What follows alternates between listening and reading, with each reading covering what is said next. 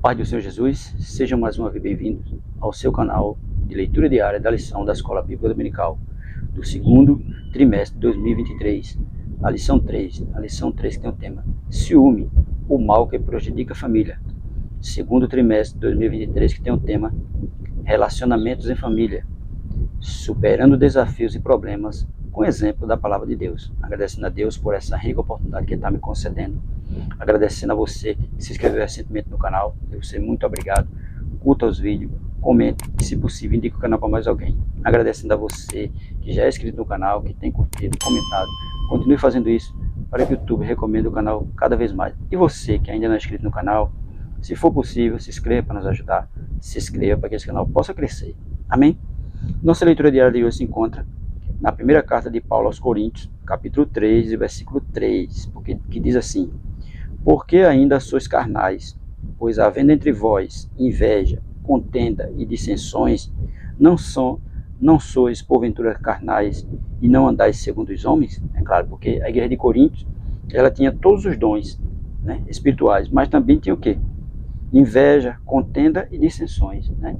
Então, eles andavam pela carne, não estavam andando pelo Espírito.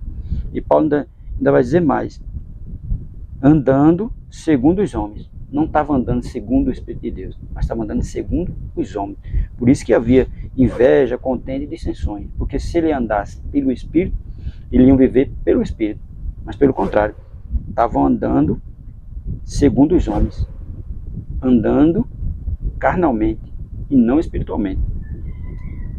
1 Coríntios, capítulo 3, verso 3 diz assim: a carnalidade não é inevitável, é uma questão de escolha. Os cristãos de Corinto não cresciam porque alimentavam os apetites carnais. É claro, eles alimentavam os apetites carnais, eles tinham todos os dons espirituais daquela igreja, mas estavam alimentando o quê? Apetites carnais. Por isso que só havia problema. Era por essa causa que a congregação de Corinto colocava em evidência os ciúmes e as contendas, tá vendo? Por essa causa, né? E ele colocava em evidências, né, os ciúmes e a contenda.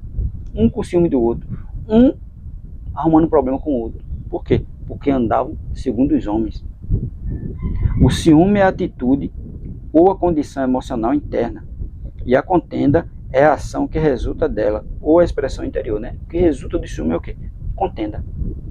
E uma igreja, ela não pode viver enciumada. Um irmão não pode viver enciumado com o outro, né? Porque eles são tudo crente. E a igreja deles era tudo crente, mas era um enciumado com o outro. E o que vai resultar disso? Contenda, dissensões, inveja. Quando a igreja vive dessa forma, é porque ela está andando segundo os homens, não está andando segundo o Espírito. Porque se ela andasse pela vontade do Espírito, não havia problema na igreja.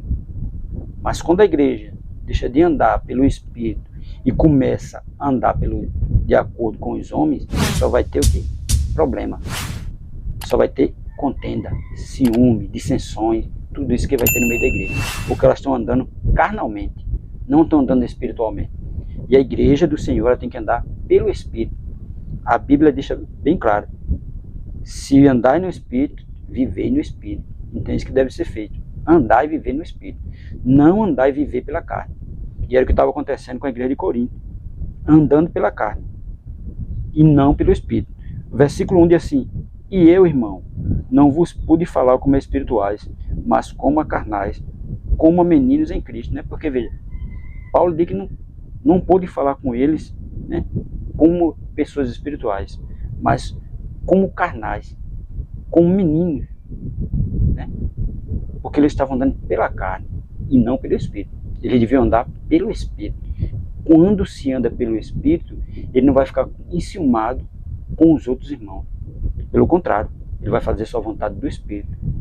Já a igreja de Corinto não. Estava andando segundo os homens, fazendo só os desejos da carne. Por isso que era cheio de problema.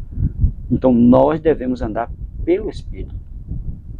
Deixar o Espírito guiar nossas vidas, deixar o Espírito guiar nosso pensamento, deixar o Espírito guiar o nosso caminho, para que nós possamos viver pelo Espírito e não viver pela carne.